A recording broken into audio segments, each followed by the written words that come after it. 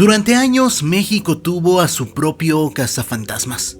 Un hombre que afirmaba enfrentarse a entidades, realizaba exorcismos y vivía experiencias que, según él, nadie más podía explicar. Historias intensas, oscuras y curiosamente sin evidencia. Porque claro, los fantasmas pueden ser invisibles, pero las pruebas también. Con el tiempo, muchas de esas historias empezaron a hacer ruido, no por lo aterradoras, sino por lo contradictorias. Así que hoy no vamos a hablar de lo paranormal, vamos a hablar de lo comprobable, de declaraciones, de momentos en televisión y de casos donde la historia simplemente no cuadra. I Go You Destroys presenta 9 polémicas paranormales de Carlos Trejo.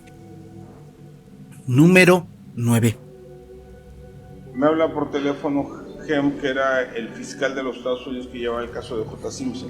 En una de sus historias más difíciles de creer, Carlos Trejo asegura que fue llamado desde Estados Unidos para intervenir en el caso de O.J. Simpson. Según su relato, el fiscal, que llevaba uno de los juicios más famosos y mediáticos del siglo, decidió pedirle ayuda a él.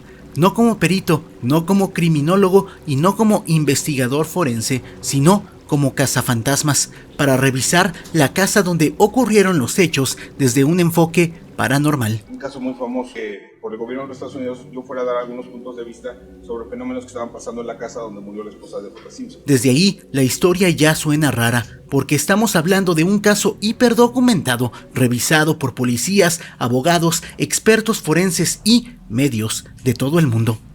Y aún así, no existe un solo registro serio que mencione la participación de Carlos Trejo.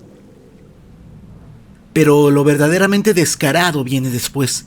Trejo dice que el fiscal quedó tan impresionado con su trabajo que, en agradecimiento, le permitió entrar al Área 51 y recorrer aproximadamente el 95% de la instalación. Entregué mi expediente al gobierno, el cual ayudó al caso. ¿Cómo podían de alguna forma darme las gracias? Y pues se me ocurrió decir, bueno, pues quiero entrar al Área 51. Y estuve investigando ahí. Conozco el Área 51, el 95% lo conozco. O sea, según esta versión, a un civil extranjero sí le habrían dado acceso total a una de las bases militares más restringidas de Estados Unidos, pero al propio presidente de Estados Unidos no necesariamente le dirían todo, y ahí es donde la historia se cae sola. Porque incluso Barack Obama, en una entrevista publicada en febrero de 2026, dijo que los extraterrestres son reales, pero que no están guardados en el Área 51, y remató que no hay una instalación subterránea secreta, a menos que exista una conspiración gigantesca que se le haya ocultado al presidente de Estados Unidos. Reuters recogió esa declaración y también señaló que el Área 51 es conocida oficialmente como una instalación clasificada de la Fuerza Aérea usada para pruebas secretas, no como una bóveda de extraterrestres. Entonces la lógica es muy simple: si de verdad hubiera algo tan grande y tan delicado dentro del Área 51, se lo ocultarían al presidente de Estados Unidos, pero se lo mostrarían a Carlos Trejo como premio por una investigación paranormal en el caso de O.J. Simpson. Suena menos probable que encontrar un fantasma pagando impuestos. Y ese es justamente el problema con esta historia. No hay fotos, no hay documentos, no hay testigos, no hay registros, no hay nada. Solo queda el relato, y un relato así necesita muchísimo más que fe para sostenerse. Número 8. Tengo un diente de megalodón que encontré en el Triángulo de las Bermudas. Otro de los relatos que Carlos Trejo ha contado es que encontró un diente de megalodón en el Triángulo de las Bermudas, y dicho así, suena como si hubiera descubierto una prueba de que en esa zona sigue existiendo algo monstruoso, algo oculto, algo que la ciencia no ha podido explicar. El problema es que cuando le quitas el envoltorio misterioso, lo que queda es muchísimo menos impresionante. Para empezar, un megalodón ya no existe, se extinguió hace millones de años, así que si alguien encuentra un diente de megalodón, no encontró un diente reciente ni una evidencia de que el animal siga vivo, sino un fósil. Y ahí cambia completamente la historia, porque un fósil de megalodón no es una rareza sobrenatural ni un hallazgo que cambie la historia de la humanidad. De hecho, hay muchísimos, se encuentran en distintas partes del mundo y hasta se venden en tiendas de fósiles, especialmente en Estados Unidos. O sea, no es precisamente como encontrar la espada de un arcángel en una cueva secreta. Y luego está el truco narrativo del lugar. Decir lo encontré en el Triángulo de las Bermudas suena impactante, pero al final estás hablando del océano Atlántico, y en el Atlántico puede haber fósiles marinos, así que el sitio no vuelve el hallazgo más misterioso, solo más comercial. Es como si alguien encontrara una piedra común en una playa y dijera que la halló en un portal interdimensional para que suene más interesante. Ahora, donde sí conviene poner el freno es en la insinuación que muchas veces acompaña este tipo de historias, la idea de que el megalodón podría seguir vivo. Y no, científicamente eso no se sostiene. Un animal de ese tamaño no podría pasar desapercibido, tendría que haber restos de presas con mordidas gigantescas, ataques documentados, evidencia biológica reciente, rastros en ecosistemas marinos, y no los hay.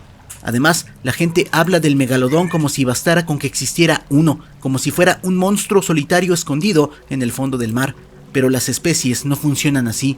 Para que el megalodón hubiera sobrevivido durante millones de años hasta hoy, tendría que existir una población completa, miles de individuos con diversidad genética suficiente para adaptarse a cambios climáticos, a nuevas presas, a nuevas condiciones del océano, no uno. Muchos, y si hubiera muchos sería imposible ocultarlos. Por eso este caso no demuestra nada extraordinario. En el mejor de los casos, demuestra que Trejo encontró o dijo encontrar un fósil bastante común y lo envolvió en una narrativa de misterio, y ahí es donde entra una frase que le queda perfecto a este tipo de historias. Fe es creer en algo que sabes que no existe, porque una cosa es que el megalodón haya existido, eso nadie lo discute, y otra muy distinta es querer vender la idea de que sigue ahí abajo, esperando en silencio, sin dejar una sola prueba real de su presencia. Número 7. He escrito ya una carta recibida por Presidencia de la República, donde Carlos Trejo está solicitando su apoyo y ayuda. De todas las cosas que ha dicho Carlos Trejo, pocas suenan tan absurdas y al mismo tiempo tan reveladoras como esta, que pidió apoyo al gobierno de México para un proyecto destinado a congelar un fantasma y que el gobierno le dijo que sí. En este momento ya me encuentro en posibilidad de poder congelar a un fantasma, a una entidad. Ya desde la pura frase uno siente que algo no cuadra, pero no porque estemos hablando de fantasmas, sino porque estamos hablando de congelar algo cuya existencia ni siquiera ha sido demostrada de forma científica. Este es el verdadero problema del asunto. Trejo no está planteando el paso 1 ni el 2, se brinca directamente al 3. Porque así funciona cualquier investigación seria. Primero demuestras que algo existe, después intentas entender de qué está hecho y solo entonces puedes pensar en manipularlo, aislarlo, medirlo o en este caso, congelarlo.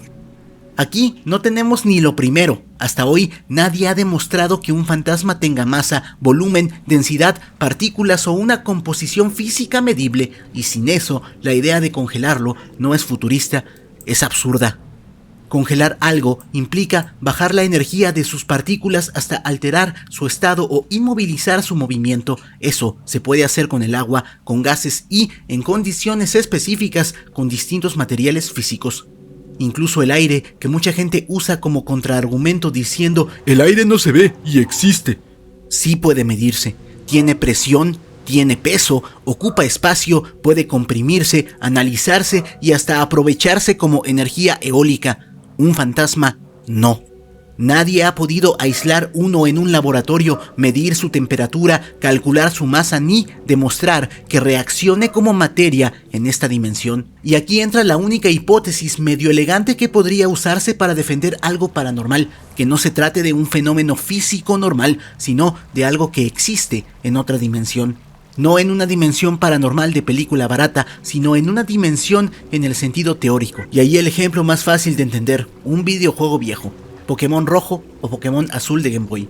En este universo, donde solamente hay 2 dimensiones, los personajes solo pueden moverse hacia arriba, abajo, izquierda y derecha. Para ellos no existe el movimiento diagonal. Nosotros, que estamos en la tercera dimensión, fuera de ese plano, y vivimos en una realidad más compleja, sí entendemos que el movimiento diagonal existe, pero dentro de ese juego no hay forma de medirlo ni de representarlo, su universo está limitado. Si hubiera un fenómeno que perteneciera a una dimensión superior a la nuestra, pasaría algo parecido. Nosotros tal vez percibiríamos fragmentos raros, efectos extraños, anomalías, pero no podríamos medirlo correctamente con herramientas diseñadas para esta dimensión.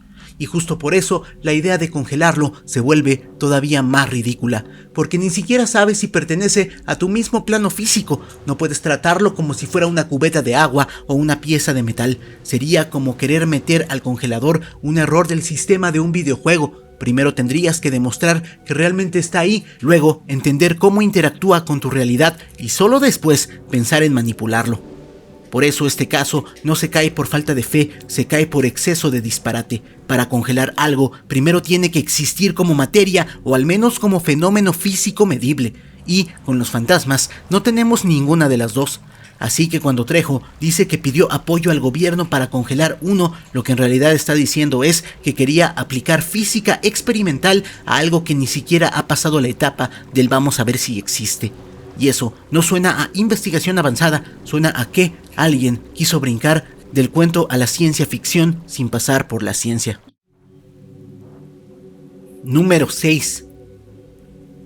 En varias ocasiones, Carlos Trejo se ha presentado como el presidente de una supuesta Asociación Mundial de Cazafantasmas. Dicho así, suena impresionante, suena que existe una estructura internacional, a que hay investigadores en distintos países, a que hay algún tipo de reconocimiento global detrás de ese título. El problema es que cuando uno se detiene a revisar qué hay realmente detrás de ese nombre, no aparece nada que respalde esa dimensión mundial. No hay registros claros de una organización internacional consolidada, no hay presencia institucional fuera del entorno del propio Trejo, no hay evidencia de una red global de investigadores que lo reconozcan como líder, y ahí es donde entra algo muy importante: el nombre no valida la autoridad.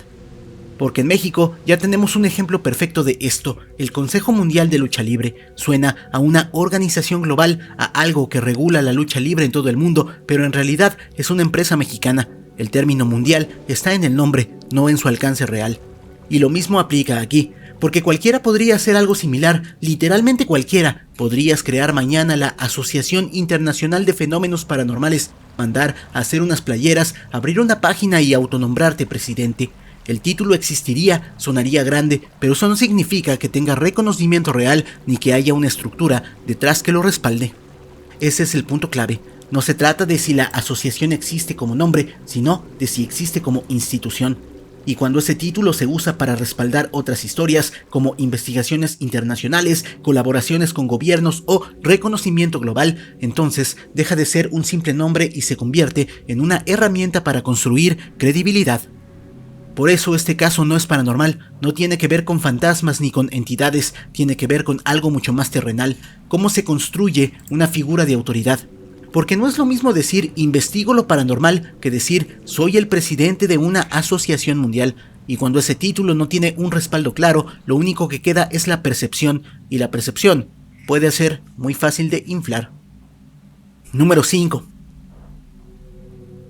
Una vez estaba en el Queen Mary, un barco embrujado ahí en California. En otra de sus historias más llamativas, Carlos Trejo asegura que fue invitado a Estados Unidos para investigar uno de los lugares más famosos del mundo en el ámbito paranormal. El Queen Mary, según su versión, no solo fue requerido para realizar una investigación en este barco, sino que además su trabajo generó tal impacto que incluso figuras del programa Ghost Hunters lo admiraban y querían tomarse fotografías con él. Y salí, eran los Ghost Hunters de Discovery, y estaban ahí, pues les dio mucho gusto conocerme y todo este rollo, y fascinados y todo, y me dio mucho gusto. Dicho así, la historia suena enorme, porque el RMS Queen Mary no es cualquier lugar, es uno de los sitios más investigados en el mundo del misterio, con décadas de historia, documentales, recorridos turísticos y múltiples equipos paranormales que han trabajado ahí. Es un punto de referencia internacional, y justo por eso la historia empieza a hacer ruido. Porque si alguien externo, además extranjero, hubiera sido invitado a participar en una investigación dentro de un lugar así y además hubiera causado impacto en figuras del programa Ghost Hunters, tendría que haber algún tipo de registro, fotografías, episodios, menciones, entrevistas, publicaciones, algo.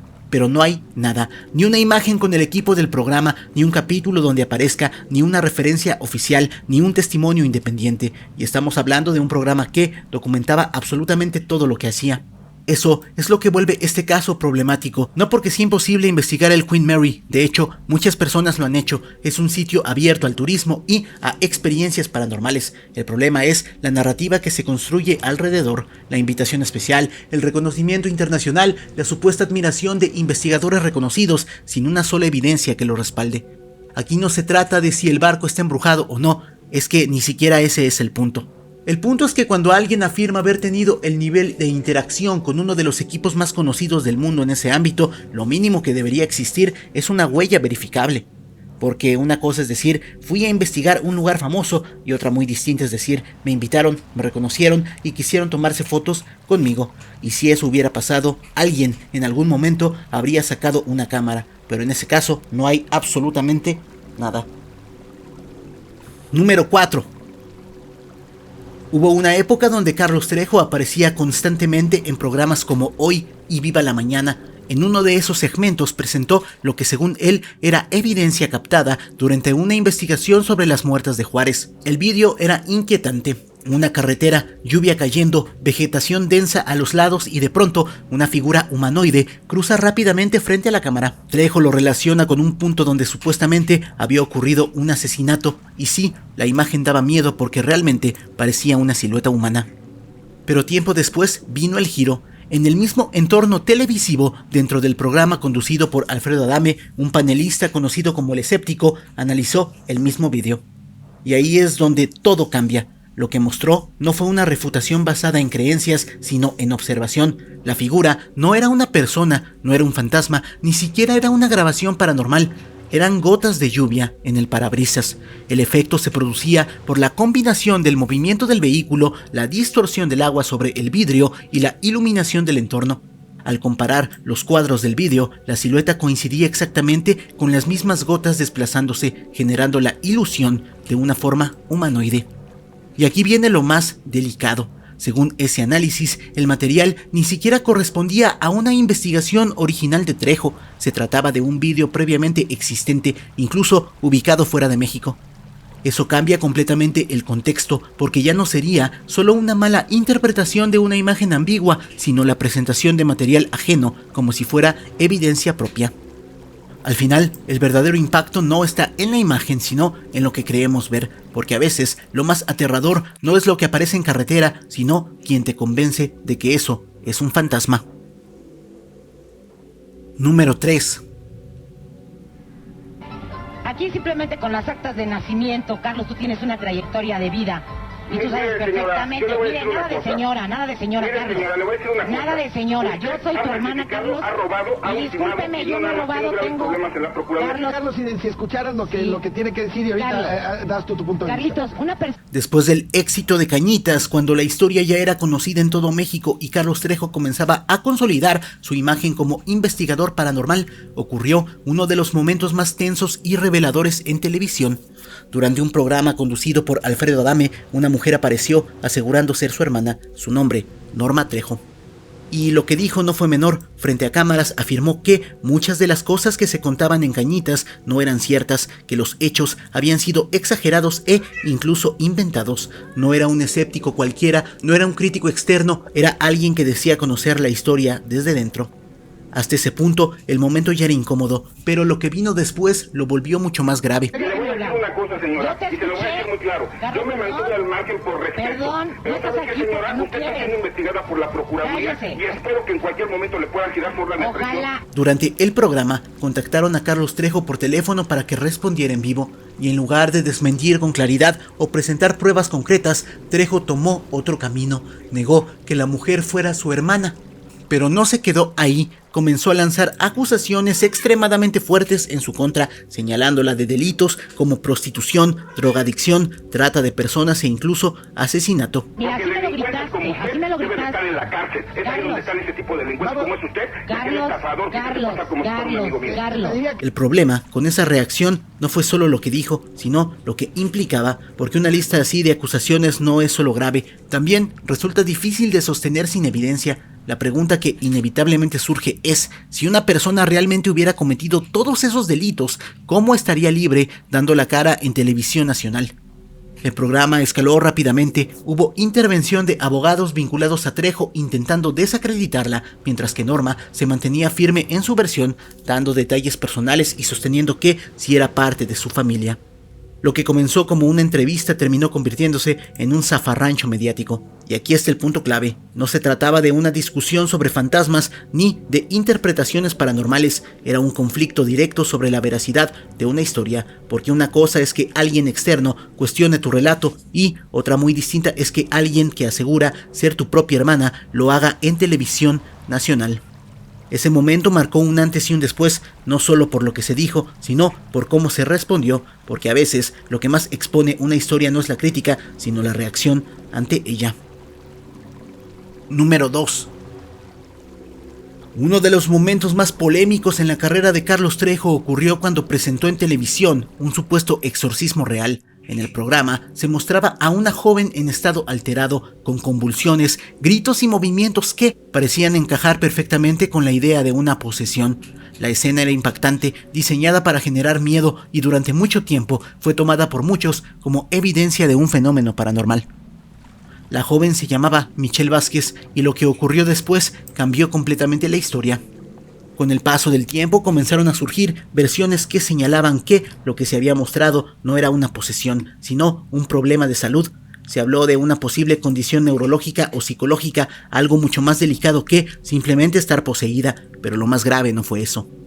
Según las denuncias, Michelle Vázquez nunca habría dado su consentimiento para que su caso fuera presentado de esa forma en televisión. El caso escaló a un nivel legal. Michelle Vázquez demandó a Carlos Trejo, y aquí es donde esto deja de ser una polémica y se convierte en un hecho legal. En este proceso, Alfredo Adame no fue un espectador, él mismo ha afirmado públicamente que apoyó a Michelle Vázquez para proceder legalmente contra Trejo, y que su participación fue clave en el caso, al punto de asegurar que él lo metió a la cárcel por ese asunto. Lo metí a la cárcel 2 años, con lo de Michelle Vázquez, un asunto de un video que era una mujer que tenía un desequilibrio. Y ahí es donde este caso se vuelve el más fuerte de todos, porque aquí no estamos hablando de creencias ni de si alguien cree o no en fantasmas, estamos hablando de una persona real, de una posible condición médica utilizada como espectáculo y de un proceso legal que sí tuvo consecuencias. Una cosa es contar historias de terror y otra muy distinta es usar a una persona para construirlas, porque cuando eso pasa ya no es paranormal, es completamente real. Número 1. Soy el único mexicano que bajó al Titanic y que estuvo en el fondo del mar y que lo vio. Una de las historias más virales y comentadas de Carlos Trejo es cuando asegura haber descendido hasta los restos del Titanic. No solo eso, sino que describe la experiencia como si hubiera sido una especie de recorrido guiado, casi como un tour turístico en el fondo del océano. Y de repente cuando te dicen al lado derecho y avientan la luz y ves el barco y dices, no, pues es impresionante, ¿no? Según su relato, en cierto momento del descenso, alguien dentro del sumergible dice algo como: a su derecha pueden ver el Titanic, y posteriormente se encienden las luces que iluminan la estructura del barco para poder apreciarlo con claridad. Dicho así, suena impresionante. El problema es que así no funciona en absoluto. El Titanic se encuentra a casi 4.000 metros de profundidad en una zona donde la presión es extrema y la oscuridad es total. No es un sitio accesible, no es un recorrido turístico convencional y definitivamente no es un lugar donde alguien va narrando lo que ves como si estuvieras en un paseo. Las expediciones reales al Titanic se realizan en sumergibles altamente especializados operados por equipos científicos o empresas privadas con tecnología extremadamente costosa. No hay guías turísticos, no hay ventanales panorámicos iluminados como museo y mucho menos una experiencia cómoda o narrativa. De hecho, la visibilidad es limitada, el entorno es hostil y cada inmersión implica riesgos considerables. Y eso quedó más claro que nunca con lo ocurrido con el sumergible Titán, donde una expedición privada terminó en tragedia debido a las condiciones extremas del lugar. Ese evento dejó en evidencia lo complejo, peligroso y exclusivo que es siquiera intentar llegar a esa profundidad. Por eso cuando alguien describe esa experiencia como si fuera un recorrido guiado, donde te dicen a la derecha pueden ver el Titanic mientras prenden las luces, la historia deja de ser impresionante y empieza a aparecer otra cosa. Porque aquí no estamos hablando de si alguien cree o no en lo paranormal, estamos hablando de cómo funciona el fondo del océano, y eso no depende de la fe, depende de la física. Al final, el Titanic sigue ahí abajo, en silencio, en oscuridad total y en condiciones que no se parecen en nada a lo que se contó. Y tal vez lo más revelador de esta historia no es lo que hay en el fondo del mar, sino la forma en la que alguien decidió mentir. Al final, después de ver estos casos, la pregunta ya no es si existen los fantasmas, sino si todas las historias que escuchamos sobre ellos realmente resisten el más mínimo análisis. Porque una cosa es el misterio y otra muy distinta es la falta de evidencia.